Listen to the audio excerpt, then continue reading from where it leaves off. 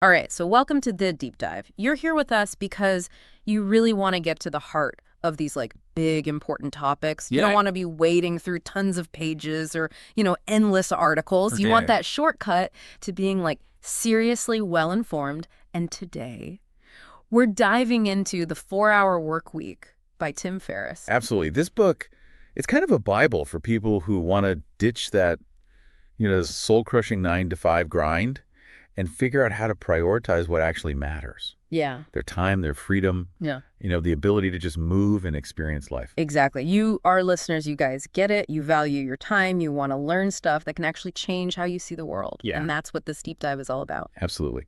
We're going straight to the good stuff in Ferriss's book, cutting through the noise. And one of the biggest things he talks about is this really cool redefinition of success. Yeah. It's not just about money.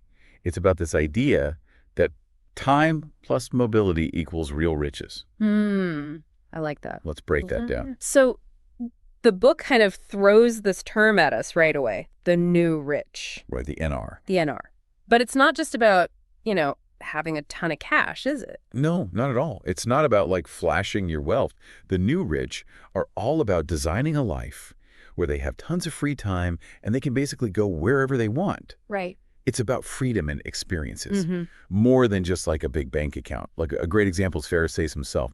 He was working like crazy in his supplement business, stuck in that hustle mentality. Oh, yeah. But he managed to flip the script. He started earning more while working way less, way less. He got it down to just 4 hours a week, Wow. which freed him up to travel and actually live the life he wanted. That's amazing. He really makes you question what it actually means to be rich. Yeah. There's this scenario he describes in the book that's really stuck with me. It's you have a lawyer making $500,000 a year but working 80-hour weeks. Oh, yeah. Versus an entrepreneur making maybe $40,000 but doing it in just 4 hours a day from a beach in Bali. It's who's really winning there? It really challenges those traditional ideas of success we're all kind of taught to chase.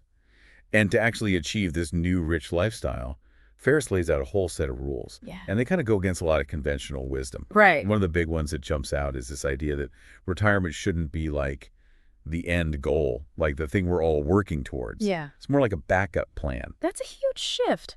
We're always told to work hard now so we can relax and enjoy life later when we retire. Yeah. But the problem is you're basically putting off living until some unknown point in the future. Yeah. The new rich approach is about finding ways to experience that freedom and enjoyment now. And we're not robots. Our energy levels go up and down. We have times when we're super productive and times when we need to recharge. Absolutely. Trying to just keep pushing at 100% all the time, it just leads to burnout, and it's not even that effective. And that brings us to another key principle. Being busy doesn't necessarily mean you're being productive. You can be doing something unimportant really, really well, but it's still unimportant. Yeah, exactly. It's you could be super efficient at organizing your sock drawer, but if that's not moving you towards your bigger goals, then who cares? Right. Ferriss talks about how he was spending so much time on these urgent but not important tasks. All those emails and little fires that pop up that you feel like you have to deal with right away. Oh, yeah. But they don't actually move the needle on the things that really matter. So he made a conscious decision to ignore or eliminate a lot of those distractions. And that freed up a ton of time and mental energy. Exactly. It helped him focus on what was actually important. So it's not about just being busy. It's about being strategic with your time and energy. And, instead of just setting regular goals, Ferriss talks about this super interesting technique called fear setting. Yeah, what is that all about? So it's actually pretty brilliant. It uses our natural tendency to worry and kind of turns it on its head. Yeah. So instead of just focusing on what you want to achieve, you actually spend time thinking about the worst case scenario. What's the absolute worst thing that could happen if you went after this goal? Oh, wow. But then you don't just stop there. You then think about how likely that worst case scenario actually is. And chances are it's way less likely than your brain is making it out to be. And then the key part is you brainstorm concrete steps you could take to fix things if the worst did happen. Okay. I'm starting to see how this could be helpful. It's like taking all that anxious energy and turning it into something productive. Ferriss gives this example of when he was thinking about taking a big break from his business, like a mini retirement. His biggest fear was that the whole thing would collapse without him. But by actually writing that fear down, the business collapsing, and then thinking about how likely it was, and then brainstorming what he would do if it did happen, It just lost its power. It went from this big, scary monster to something he could actually manage. And that's what fear setting is all about. It helps you overcome that paralysis that keeps you from going after what you really want. So we've talked about who the new rich are, the principles they live by, and how to deal with our fears. What's next in this whole process of building a new rich life? Well, if we think back to that idea of redefining wealth, the next phase is what Ferriss calls a system reset. Okay. This is where you start to break free from that, that I'll be happy when mentality. When I get that promotion, when I finally buy a house, when I retire. Oh, yeah, I know that one. Right. The new rich approach is about deciding what you want to be and do right now. And that leads to this really cool exercise called dreamlining. Dreamlining? What is that? It's about getting super specific about what you actually want. No. So you write down what your dream life would look like 6 months from now, and then again 12 months from now. What would you be doing? What would you have? Where would you be? And then the key part is you actually attach costs to those dreams. Like, how much would it cost to take that trip or learn that skill or have that experience? Interesting. It takes those vague wishes and turns them into concrete targets with a price tag. Suddenly those dreams feel a lot more real and achievable. So you've defined what you want. Now, how do you actually make time for it? That's where the elimination phase comes in, right? Yeah, this is where we get strategic. We shift our focus from just trying to do things faster, efficiency, to making sure we're doing the right things in the first place, effectiveness. And that's where the 80-20 rule comes in. Oh, yeah, the Pareto principle. Exactly. It's this idea that 80% of your results usually come from just 20% of your efforts. I've heard of that. So the key is to figure out what that 20% is for you and then double down on it. Ferriss has this great example from his business. He realized that a small handful of his clients were causing most of his stress and taking up most of his time. Oh, yeah. Those were his 20% causing 80% of the problems. And so he did something that sounds crazy. He fired those clients. Wow. And you know what? His profits actually went up. No way. Yeah. By letting go of that, demanding 20%, he freed up a ton of time and mental energy to focus on the clients who were a good fit, on things he actually enjoyed doing. So think about your own work or even your personal life. Where are you getting the biggest results with the least effort? That's your 20%. Focus on that and ruthlessly eliminate the stuff that's not really paying off. So it's about working smarter, not harder. Exactly. And another big thing that a lot of people struggle with these days is information overload. We're constantly bombarded with news, social media emails. It's exhausting. Oh, yeah. And that's where the low information diet comes in. But it's basically a conscious effort to cut out all that unnecessary noise. So limit the news you consume, put your phone down, unsubscribe from those email lists that you never read. Ferriss talks about how he only checks his email once a day, sometimes even less. Wow. And he uses autoresponders to let people know they shouldn't expect an immediate response. It's a simple change, but it can make a huge difference in your focus and your sanity. So it's like a mental detox. And while we're talking about reclaiming our time, another big time waster is interruptions. Yeah, like all those little things that pull us away from what we're trying to focus on. How do we deal with those? Ferriss calls it interrupting interruption.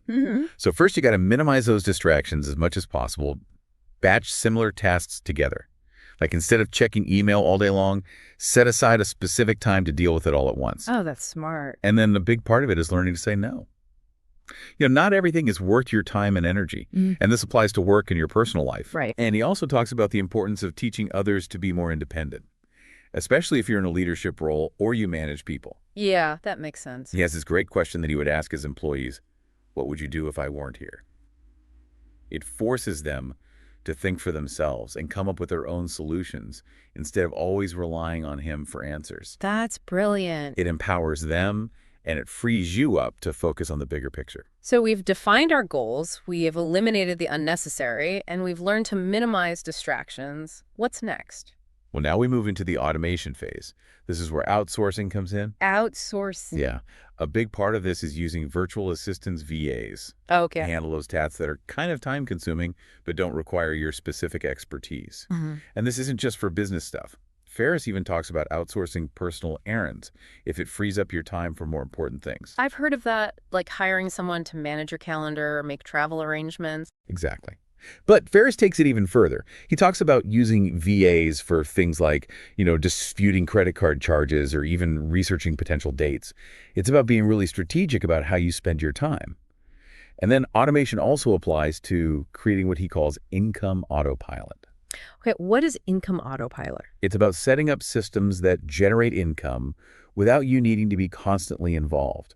So think about things like creating digital products that can be sold over and over again. Like online courses or ebooks? Exactly. Or affiliate marketing where you earn a commission for promoting other people's products. Or even setting up an e-commerce business using a drop shipping model where you don't have to handle any inventory. Right. The idea is to create a business that can basically run itself.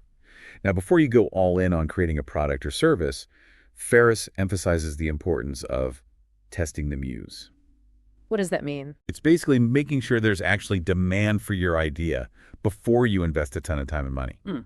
So he suggests running some targeted ads to see if people are searching for what you're offering, or creating a simple website or landing page to gauge interest. So test the waters before you jump in. Exactly. It's about minimizing risk and being smart about your investments. All right, so if we've defined our goals, we've eliminated the unnecessary, we've automated what we can, now we get to the really exciting part.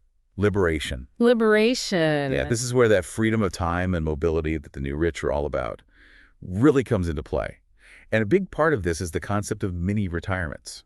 Oh, yeah, I've heard of that. Instead of waiting until you're like 65 to retire, you take multiple shorter breaks throughout your working life. It gives you a chance to travel, learn new skills, recharge. Ferriss talks about how he lived in Argentina to learn tango, and he spent time in Berlin, all while still managing his business remotely, just a few hours a week. That's so cool. It's about breaking free from that traditional work until you drop mentality and designing a life where you get to experience those things now. But there's something important to consider here. When people finally achieve this level of freedom, they often feel a bit lost or unfulfilled. Really? Yeah, because they haven't really thought about what they want to do with all that free time. Really? And that's why Ferriss has this chapter on filling the void. It's about finding meaningful goals and passions to pursue with your newfound freedom. So it's not just about escaping the 9 to 5. It's about having something to move towards. Absolutely. And he also talks about some common mistakes that people make when they embrace this lifestyle. Like trying to plan every minute of their free time, or trying to do everything themselves even though they could delegate, or even worse, losing sight of why they wanted this freedom in the first place. It's a good reminder that this isn't just about achieving a certain lifestyle. It's about building a more intentional way of living. Exactly. So as we wrap up this deep dive, what would you say is the key takeaway from the 4-Hour Workweek? I think it's that we have more control over our lives than we think. It's about challenging those traditional ideas about work and retirement and designing a life that aligns with your values and priorities. And it all comes back to that equation we talked about. Time plus mobility equals real riches.